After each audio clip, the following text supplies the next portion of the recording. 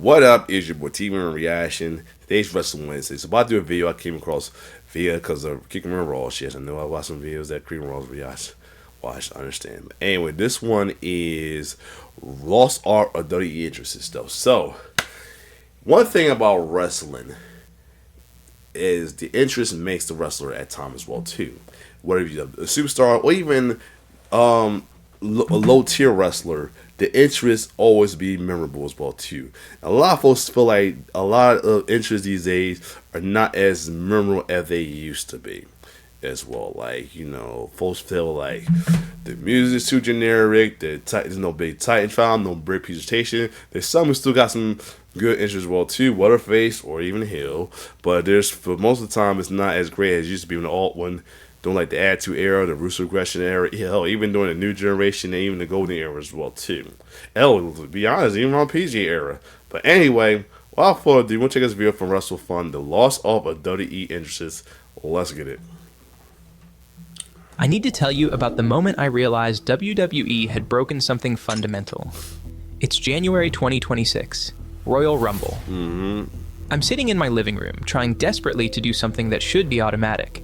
Get excited when someone new enters the match. Oh yeah. 10-second countdown, buzzer hits. This is supposed to be the moment where we lose our minds guessing who's coming out. The music hits. And nothing. 30,000 people in the arena. But there's this lag, this confusion, because the song playing could be anyone. Generic rock riff number 47. Programmed drums. No lyrics, no hook. Just sound. The wrestler has to appear on the ramp before anyone realizes who it is. And even then, the reaction is muted. This happens throughout both Rumbles. 60 wrestlers, 60 entrances. And I can remember maybe 10 of their themes. Of course, Tricks. He's one that, you know, he's Hill. They folks love his themes. I've been watching wrestling for decades. I can sing you Shawn Michaels' theme from 1996. I can hum the first three notes of John Cena's entrance, and your brain finishes it for you. Yup. Damn Heyman. I know the exact moment the glass shatters. Yes. I know the guitar riff that means The Rock is in the building.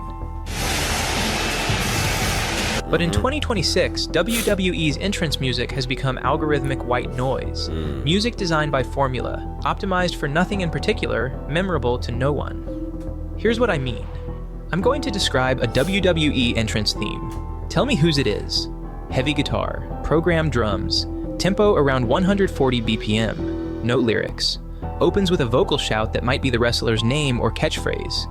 Bridge that goes quiet before building to a generic chorus. I like this new generation of music. Oh, yeah. Who is that? Trick question.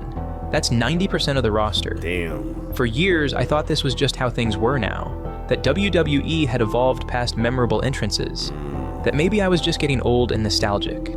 But just a few weeks ago, something happened that proved I wasn't crazy. Something that proved the formula still works. WWE. His little, this is, my name is Kit Wilson, you watch this channel behind theme, yo. Just forgot how to use it. SmackDown, Orlando, Florida. A wrestler who, 6 months earlier, was nobody.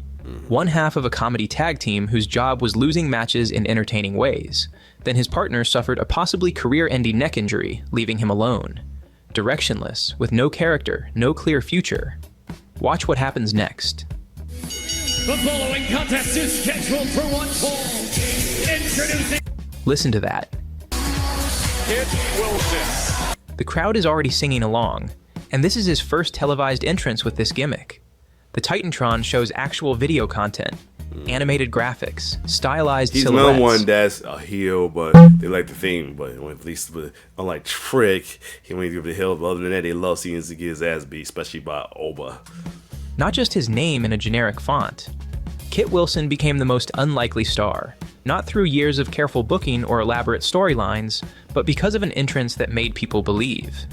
Kit Wilson proves the magic still works. The formula hasn't changed. Cardano's likely being toxic. Back on January 2nd, he defeated Kit Wilson. But for every Kit Wilson, there are 50 wrestlers whose entrances you can't remember, whose music sounds interchangeable, whose presentation tells you nothing about who they are or why you should care. WWE perfected that spell. Then they forgot the words. So let me remind them. Oh, wow. A professional wrestling entrance is one of the most sophisticated Yeah, pieces of Undertaker's to psychological this day. manipulation in all of modern entertainment. Think about what's happening. A human being needs to walk from a curtain to the ring and convince an arena full of strangers that they are different, superhuman, Yup. mythological, worth believing in. And they have 90 seconds to do it. Right. It's One of true. the greatest entrance themes in wrestling history is Yes. 4 seconds long. Before Stone Cold Steve Austin is even visible, that sound has already hijacked your nervous system. Your brain has been trained through years of conditioning Facts. All you hear is that glass break, and the crowd go, yeah!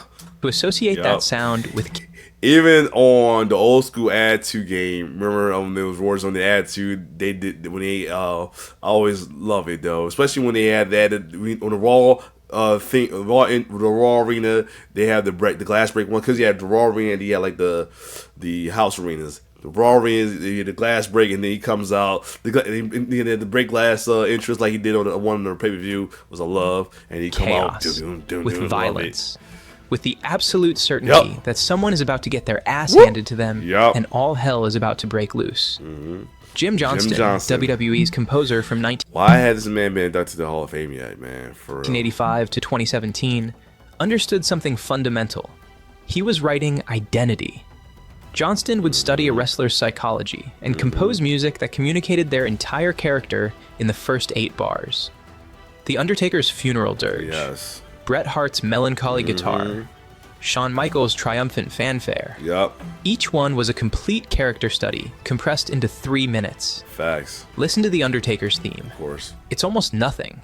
A gong, a slow droning bell, ominous organs, pure concentrated dread. Yup.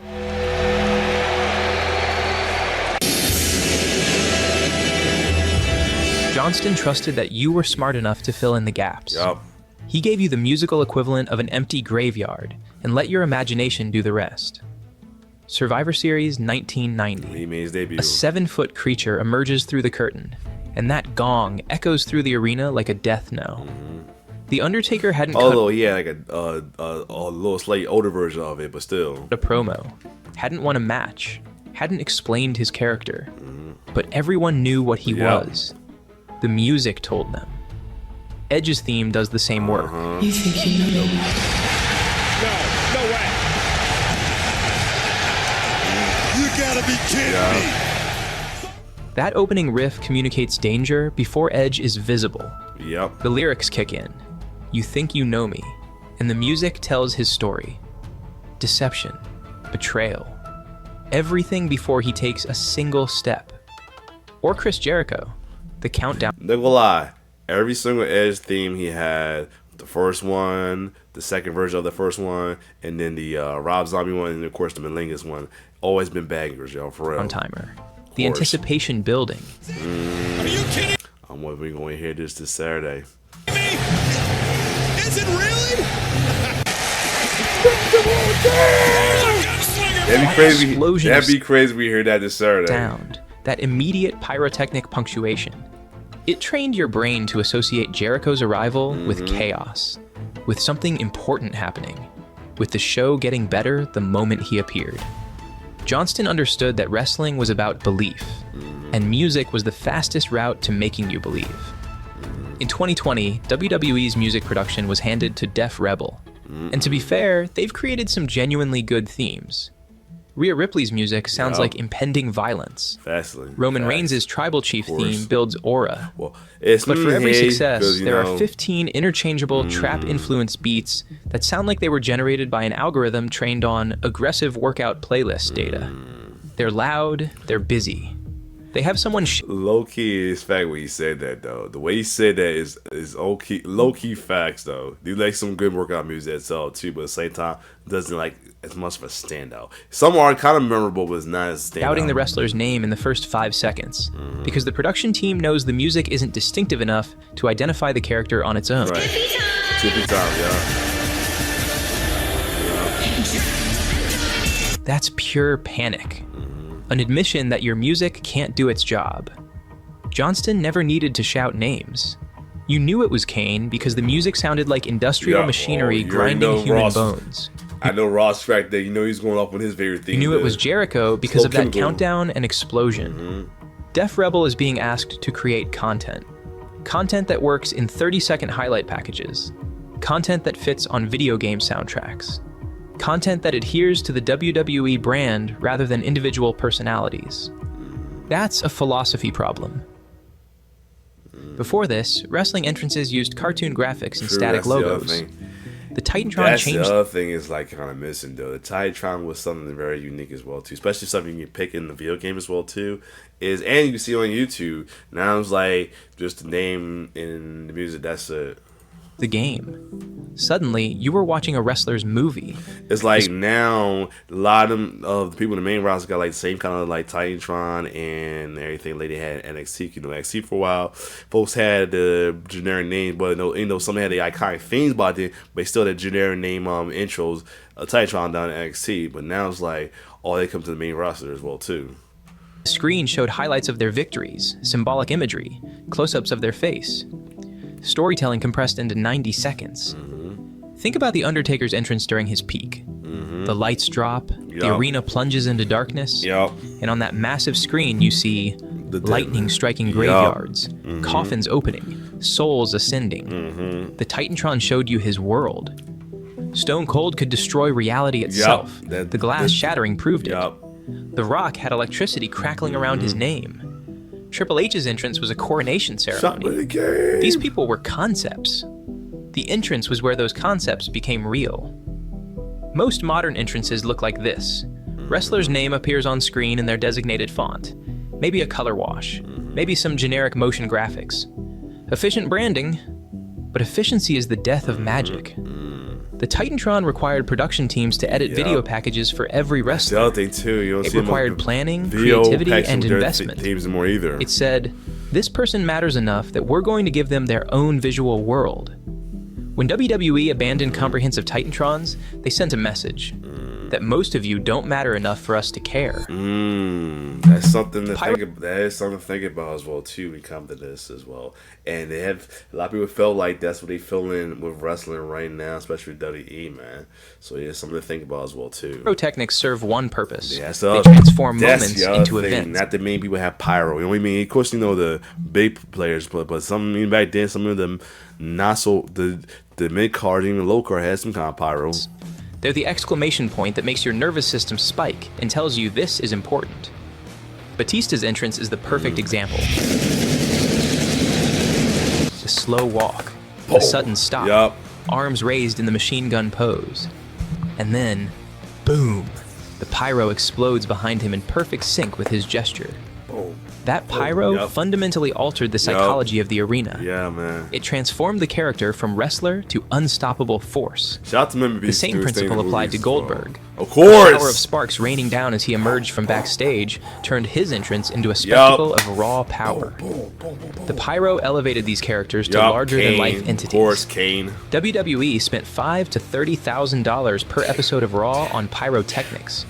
$300,000 for a single Xbox WrestleMania. One was the best one. They navigated complex insurance requirements and venue permits because they understood the entrance is where stars are made. Even him. Then in 2017, they stopped. Yeah. The pyro disappeared. Wrestlers raised his arms and nothing happened. The spectacle collapsed into routine. Oh man. WWE claimed cost cutting. You can't put a company making record profits, spending millions on LED screens and augmented reality graphics. Oh yeah. I haven't seen that in a while. They done a little automatic graphics anymore. Only with Cody a little bit, but I haven't seen that in a while either. They stopped because they stopped believing entrances mattered. Production chef. Kevin Dunn ran WWE's television production from 1988 to 2024. His signature style? Rapid camera cuts. During a typical entrance, the camera cut every 1.5 seconds. Wrestler's face, cut.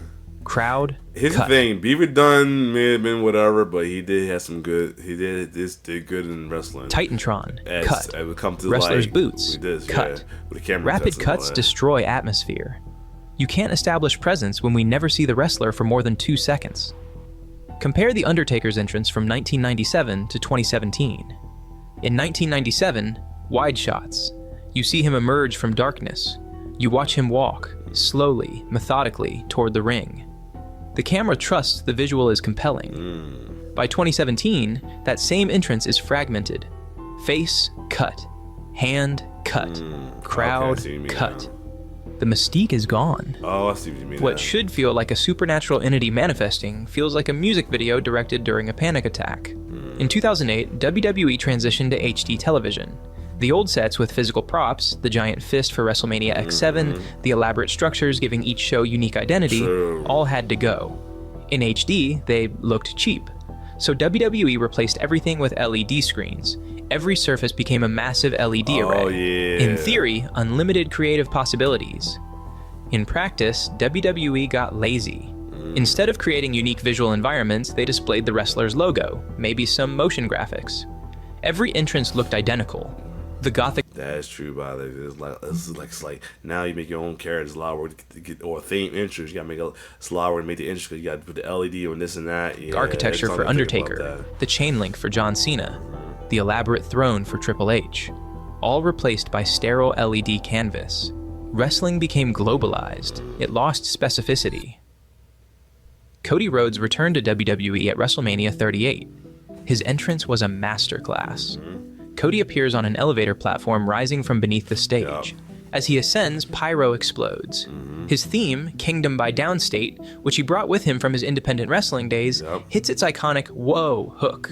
70,000 people sing in unison. Wrestling has more than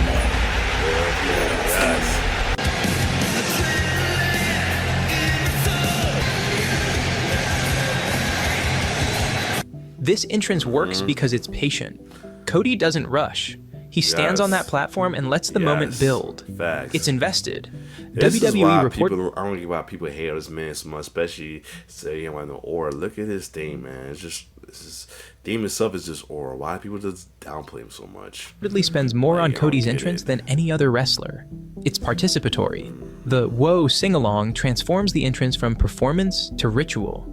The results? Cody Rhodes is WWE's #1 merchandise seller. He main evented 3 WrestleMania back-to-back. The entrance is proof WWE believes in him. When WWE believes in someone, audiences believe too. Gunther communicates menace through restraint. The theme is martial, militaristic. True. Gunther walks with zero theatrics, slowly, methodically, like a man who knows he's about to hurt you and feels nothing about it. Complete absence of showmanship can be the most effective approach. I can't stand him. Gunther's entrance tells you everything. This man is efficient, brutal, devoid of mercy. Joe Hendry used to be a musician who spent years wrestling in the Indies and for TNA. In 2024, he started getting WWE appearances. His entrance became a phenomenon.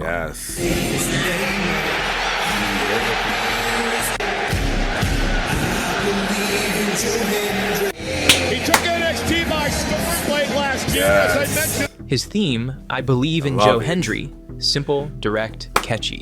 Within seconds, I can't wait to see how you'll be in a arenas sing 2K6 game, But the man. theme I know it's became gonna the be core awesome. of his entire gimmick. Say his name anywhere, in a promo, backstage it. segment, Yeah, casual conversation, and his music hits. The crowd erupts. Everyone claps along. He's gonna He be appears awesome seemingly out of nowhere, He's gonna be summoned awesome. by the mere mention of his name. Please do not do anything to change him at all, man. Keep him the way he is. Even if he Viral appeal carried Hendry from TNA appearances to a full WWE contract, to matches at major events, even to a WrestleMania appearance against Randy Orton. The theme became so embedded in audience consciousness that it transformed a mid-card wrestler into a legitimate draw. When crowds participate in your presentation, it's facts too. Like even like I said, of course you not got guys like Jay and Joe Hendry, you got who was like main event or mid card, but got feel like a main event because their interest though. Even back then, like the main roster in like the old school like Attitude Era and then Recent Guest era, you had guys that not even just mid card, the lower card too had some memorable themes. Like it's some guys in the memorable that's like in the low card and doing the Ruthless Aggression, the Attitude Era, hell in the New Generation that I remember more. That might be more memorable than some of the lower card things you hear on here, or even some of the mid cards and mail. Even some of the top card ones is cool. But yeah, well not really. There's more people in the top card that are memorable, but still, yo. they invest in your success. The formula for effective entrances hasn't changed. Music that embeds itself in cognition. He need to go back to this Visuals thing, that man. communicate character. That's why he need that face, sir. He Participation need to that go back to this transforms thing. watching into believing. Nia Jax is a powerhouse yes. wrestler who should register as a genuine threat. She's larger than most of the women's division, strong enough to ragdoll opponents. You know, like the can't stir her because she's a heel, but all kayfabe aside, she should go back to her old music, man. Her old music was better than whatever she got going on here. But her entrance theme sounds like a rejected pop song. Yeah. She should go back to her old theme she had before. The music is loud, aggressive, energetic. But it communicates nothing about who Nia Jax is. That's just a generic tough woman music that could apply to any female wrestler. Because the entrance doesn't establish her as a monster, audiences never buy her as one. She's another wrestler with forgettable theme music. The entrance failed its job, so the character never connected. Yeah. Compare this to Awesome Kong or The Rock. Those entrances made you believe these people were forces of nature. Facts. And Nia Jax is far from alone. Unfortunately. Roxanne Perez had a star-making performance at the 2025 Royal Rumble. But her current theme is directionless noise. The beat changes every few seconds. It has no substance and doesn't represent who she is as a character at all. Next, from Laredo, Also, that's what you give Turner a hill. Texas. The Motor City Machine Guns have a terrible entrance theme with forced raise your fist chanting that sounds cheesy. The song tries to force fans to chant rather than letting something occur naturally. During their tag team match at the 2025 Royal Rumble, they were met with silence. Yeah, these are veterans who are well known in TNA and everything. And I hate to say, I hate that how Bugby's being booked them now, but I'm not as mad because they probably content with it because, you know, this is their time has passed and everything. Probably glad to be still working, you know. Finn Balor emerged during the 2025 Royal Rumble to the generic music handed to the Judgment Day faction. Yeah, that one, you know, I like the bang. Loki like it was a nice little hip hop banger. You know, he's a heel, but still, I didn't know it was Finn Balor. So he came out like, oh wow. You could hear a pin drop in the audience. Right. When he returned later in the year to his original theme, the difference was undeniable. They needed to put Naomi's glow is wild shouting that doesn't have the charm, impact, or beat of her former amazing theme. The opening is too long and drawn out. When Naomi came out to any version of Amazing, it felt like fans were about to have a party. Glow doesn't create that same atmosphere. Oh, tomorrow's the new one. Sheamus was handed another generic Irish-esque piece of music after briefly Yo, I was so mad they made that lobster theme a one-time thing. That sucked. Yeah, that sucked right there. returning to his beloved Written in My Face. Written in my face. I'm so mad it was a one-time thing. It was a downgrade on both his previous WWE theme songs. It was. Both Sheamus and fans have lobbied to bring back his old song. Please. The calls have fallen on deaf ears. When course. Pyro gets cut from weekly shows, no more explosions for Kane, no more fireworks for Brock Lesnar, no more visual punctuation unless you were headlining WrestleMania. Kane's entrance used to be an event. Lights drop, red lighting floods the arena. Kane raises his arms and the ring posts explode with fire. Yup. Without Pyro, Kane walks to the ring. Walking is what everyone does. Oh, There's nothing separating yeah, Kane we from do any it other later large on. man in Yeah. tights. Same thing happened to That was Brock true. Lesnar, Randy Orton. Everyone whose entrance relied on visual punctuation. I had something to think about WWE's that. justification, cost cutting. A company that made $1.3 billion in 2017. They could surely afford But having the nerve to charge a lot of folks a lot of for high end tickets though. Maybe you need to cut down that and sell some good tickets for good prices. The money's gonna come out, trust me. Pyro, but they chose differently. January 2025. Monday Night Raw moves to Netflix in a 10-year, $5 billion deal. Netflix's philosophy is content retention. They want you to click and keep watching. They want efficiency. Entrances are the opposite. Entrances are indulgent, patient. They ask you to sit with a feeling, to let anticipation build, to experience something that serves no practical purpose except to make you believe. I started this video by showing you Kit Wilson, a wrestler in a jobber tag team that lost every match, suddenly becoming a star through an entrance. And I want to end by showing you this. Here it comes. Of course. I'll take it. Who else? The Undertaker's entrance at WrestleMania in 1998. Watch the smoke. Watch the lighting. Watch how the camera holds on wide shots, trusting the visual is compelling without gimmicks. Watch how slowly he moves, how deliberately every gesture is performed. Thousands of people sitting in absolute silence, watching a man walk to a ring. The philosophy that made this possible, the belief that wrestling deserves patience, that spectacle matters, that 3 minutes of a man walking to a ring can be more memorable than anything that happens inside it. WWE is making billions. They've signed the biggest streaming deal in wrestling history. By every corporate metric, they're wildly successful. But they've forgotten how to make you believe. That's true. They've forgotten that the entrance is the character, that the character is the entrance. They've turned art into algorithm, ritual into routine, magic into content. Maybe I'm another wrestling fan clinging to memories of when things felt more magical. Maybe the problem is me, refusing to accept that. And the crazy part is, not too long ago, I post on some of in my wrestling group, even on my Facebook page, about, do you feel like wrestling was better as when you was a kid, and as well as better for social media? A lot of people agree best. Some people definitely with social media. Some say it's better as a kid. Some say it's the same. But I believe it was better as both, though. Wrestling has evolved beyond elaborate entrances and theatrical pageantry. But then I watch Kit Wilson walk to a ring in Berlin, in London, in Charlotte, and I hear 10,000 people singing Kit Wilson. And I see a wrestler who was nobody 6 months ago get a reaction bigger than established main eventers. And you know what breaks my heart? WWE still has the capability. They do. They proved it with Cody Rhodes. Exactly. They proved it with Roman Reigns and Rhea Ripley. They have the money, the resources, the talent, the production capability. It's true though, like, and I hate people use like, oh, people Triple H have his choice or anything. It's not even like that, but at the same time, it is seem like a lot of like certain stars get more, privileges than the other. I feel like everybody should have the same privileges as they can as well too, though. But they stopped believing it matters. WWE, the company that perfected this art form, that understood it better than anyone, has spent 2 decades systematically destroying it in the name of efficiency and profit margins and content optimization. I miss the spectacle. I miss the belief. I miss watching a man walk to a ring for 3 minutes while pyro explodes and music swells and thousands of people collectively decide that this person, this ordinary human in wrestling tights, is worth believing in.